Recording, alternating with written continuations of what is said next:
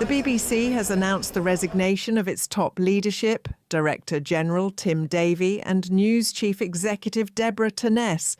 The controversy erupted after a leaked internal report revealed Panorama had merged two separate parts of Trump's 6th January 2021 speech to make it appear he urged supporters to storm the Capitol, with The Telegraph exposing the edit. President Trump called the BBC's leaders dishonest on Truth Social, thanking The Telegraph for exposing what he called corrupt journalists, also saying they tried to influence the presidential elections as well.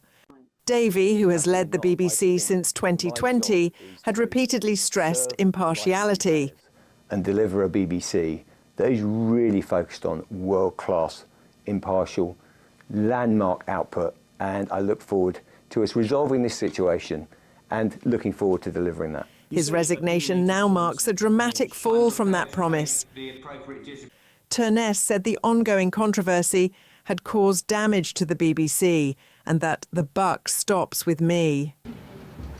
In Washington, White House Press Secretary Caroline Leavitt reacted on X with two words, shot and chaser, posting screenshots of The Telegraph's headline alongside the BBC's own story announcing Davie's resignation.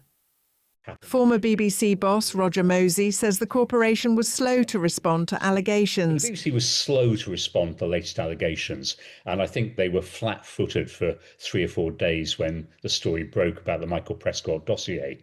That said, the Director General of the BBC is a most enormous job, and you're dealing with MasterChef, and you're dealing with Hugh Edwards, and you're dealing with all these other issues that happen. And I think it's almost too much for one person. And if you look at the recent history of DG, with George Entwistle having to resign, Greg Dyke having to resign, all the pressures on Tim Davie, it's a simple question. Is DG of the BBC too big a job for one person? And does it need the BBC to rethink the way it handles both its editorial and its chief executive officer?